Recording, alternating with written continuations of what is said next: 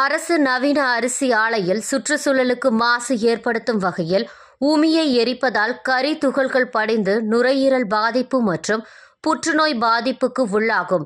பொதுமக்கள் சித்தர்காடு நுகர்பொருள் வாணிக கழக நவீன அரிசி ஆலையை அப்புறப்படுத்த வலியுறுத்தி கிராம மக்கள் 300க்கும் மேற்பட்டோர் சுடுகாட்டில் குடியேறி சமைத்து சாப்பிடும் போராட்டத்தில் ஈடுபட்டுள்ளனர். மயிலாடுதுறை மாவட்டம் மயிலாடுதுறை அடுத்த சித்தர்காடு பகுதியில் தமிழ்நாடு நுகர்பொருள் வாணிப கழகத்திற்கு சொந்தமான நவீன அரிசி ஆலை உள்ளது. இங்கு பல்வேறு ஊர்களில் இருந்து கொண்டு வரப்படும் நெல் மூட்டைகள் ஊற வைக்கப்பட்டு அவற்றை கொதிக்கலன்களில் எரித்து அரைத்து அரிசியாக மாற்றப்படுகிறது. இதற்காக எரிப்பதற்கு நெல்லிலிருந்து எடுக்கப்படும் உமி பயன்படுத்தப்படுகிறது. எரிக்கப்படும் உமி காற்றில் பறந்து அருகிலுள்ள குடியிருப்பு பகுதிகளில் படிந்து விடுகிறது. இதனால் உணவு மற்றும் குடிநீரில் எப்பொழுதும் கரி துகள்கள் படிந்து காணப்படுகின்றன. இதன் காரணமாக நுரையீரல் தொற்று மற்றும் புற்றுநோயால் பொதுமக்கள் பாதிக்கப்பட்டுள்ளனர். இது தொடர்பாக 2010ஆம் ஆண்டு உயர்நீதிமன்றத்தில் கிராம மக்கள் வழக்கு தொடர்ந்த நிலையில் உமியை எரிக்காமல் இயற்கை எரிவாயுவை பயன்படுத்த வேண்டும் என்று நீதிமன்றம் தீர்ப்பளித்தும் ஆலை நிர்வாகம் நடவடிக்கை எடுக்கவில்லை. உயர் நீதிமன்ற உத்தரவை மதிக்காத ஆலையை இழுத்து மூட வலியுறுத்தியும் நடவடிக்கை எடுக்காத மாசு கட்டுப்பாட்டு வாரியத்தை கண்டித்தும் சித்தர்காடு கிராமவாசிகள் மற்றும் கிராம பொது நல சங்கம் சார்பில் சுடுகாட்டில் குடியேறி சமைத்து சாப்பிடும் போராட்டம் துவங்கியது. 300க்கும் மேற்பட்ட பெண்கள் மற்றும் கிராம பொதுமக்கள் பங்கேற்றுள்ளனர்.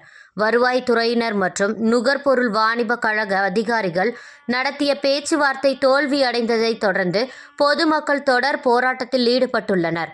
இதுவரை நோய் பாதிப்பு காரணமாக 18 பேர் உயிரிழந்துள்ளதாக போராட்டத்தில் ஈடுபட்ட பொதுமக்கள் குற்றம் சாட்டியுள்ளனர். என்னுடைய பேர் வசந்த். நாங்கள் சித்தர்காடு கிராமத்தை சேர்ந்தவன். இப்போ நடைபெற்ற இந்த போராட்டம் சுடுகாட்டில் குடியேறி உண்டு உறங்கு போராட்டம். இந்த போராட்டம் நடைபெற காரணம் என்னென்னா 1972 மில்லு துவங்குச்சு. அதுலேருந்து போராட்டமும் துவங்குச்சு. மக்கள் போராட்டம் ஒரு கட்டத்துக்கு மேலே 2006 ஒரு தீர்வு நோக்கி போகணும்னு சொல்லிட்டு நாங்கள் வழக்கு தொடுத்தோம். ஒரு சங்கம் ஆரம்பித்து அதுக்கான தீர்ப்பாக பல கட்ட ஆய்வு, இந்த ஏர் குவாலிட்டி சர்வே ரிப்போர்ட்லாம் வந்ததுக்கப்புறம் 2010 இந்த மில்லை மூடுங்க அப்படின்னு சொல்லிட்டு ஹைகோர்ட் ஒரு ஆர்டர் போட்டுது. 2010 ஆர்டர் போட்டு அந்த ஆர்டர் அமுல்படுத்துமாறு பொல்யூஷன் கண்ட்ரோல் போர்டுக்கு தகவல் கொடுத்தாங்க. 2010 17 வரைக்கும் இந்த மில்லு மூடி தான் இருந்தது. 17க்கு அப்புறம் பார்த்தீங்கன்னா இந்த மில்லு புழுங்கல் ஓட்டினா தான் கறி பறக்கும் அப்படின்னு சொல்லிட்டு அவங்களா ஒரு முடிவுக்கு பச்சல் ஓட்டி நிறையா உமியும் தவிடுமா இன்னும் பொல்யூஷன் ஆகிட்டு இருக்குது.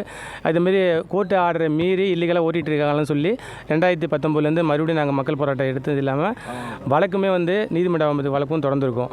இப்போ அந்த போராட்டத்தோட இப்போ போன வருஷம் 9 மாதம் பார்த்தீங்கன்னா ஒரு உண்ணாவிரத போராட்டம் நடத்தணும். அதுலேயும் ஒரு தீர்வு தான் சொல்லிட்டு அதுக்கப்புறம் அந்த தீர்வு எதுவும் தரல. இப்போ அடுத்த இந்த போராட்டத்துக்கு வந்திருக்கோம். இந்த போராட்டம் இதுக்கான மனு ஒரு 20 நாளைக்கு முன்னாடி அனுப்பியும் எதுவும் எந்த தீர்வும் சொல்லலை. இப்போ இன்றைக்கி தான் நேற்று மதியானத்துலேருந்து அதிகாரிகள்லாம் பேசுகிறாங்க, நான் தீர்வு தரோம், இந்த போராட்டத்தை கைவிடுங்க அப்படிங்கிற மாதிரி சொல்கிறாங்க. ஆனால் இந்த போராட்டத்தில் தீர்வு தரணும்னு சொல்லிட்டு அந்த போராட்டம் முடிஞ்சோன்னா அதை பற்றி எதுவும் கண்டுக்க மாட்டுறாங்க. எந்த ஒரு மனிதனும் சுடுகாட்டுக்கு வரமாட்டான். சுடுகாட்டுக்கு வந்தால் திரும்பி வீட்டுக்கு போனோம். ஏன்னா இறந்த உடம்பாக தான் வரும். இப்போ அந்த இடத்துக்கு நாங்கள் வந்திருக்கோம்னா எங்களோட வலியும் வேதையும் இந்த அரசுக்கும் நிர்வாகத்துக்கு தெரியணுங்கிறதுக்காக தான் வந்திருக்கோம். இப்போ இதுக்கு இடையில நிர்வாகத்திலேருந்து சுற்றுச்சூழல் ஆய்வாளர் மேடம் நேற்று பேசினாங்க, இன்றைக்கி மார்னிங் பேசினாங்க. எங்களோட பிரச்சனையை சொன்னோம். எங்களுக்கு என்ன பிரச்சனைனா கோர்ட்டு ஆர்டர் ஒன்று இருக்குது, அதை ஒபே பண்ணியிருந்தீங்க, இடையில மீறினீங்க, அந்த ஆர்டர் ஒபே பண்ணி உடனடியாக மூடுங்க, நாங்கள் போராட்டத்தை கைவிட்டுறோம். இப்போ நிர்வாக தரப்புலேருந்து அதிகாரி பேசினாங்க. அவங்கள்ட்ட இதான் கோரிக்கை வச்சுருக்கோம். நாங்கள் புதுசாக வைக்கல, ஏற்கனவே போட்ட ஆர்டர் ஒபே பண்ணுங்கள், நாங்கள் போராட்டத்தை கைவிட்டுறோம்னு சொல்லியிருக்கோம். அவங்க கலந்து ஆலோசித்து சொல்கிறதா இப்போ சொல்லியிருக்காங்க. இது வரைக்கும் அவங்க அப்படி சொல்லாத பட்சத்தில் எங்களோட போராட்டம் ஒரு தீர்வு வரும் வரை அது எத்தனை நாளாக இருந்தாலும் இங்கேயே தொடங்கும். நாங்கள் இங்கேயே சாப்பிட்டு இங்கேயே தூங்கிட்டு இருப்போம். அதான்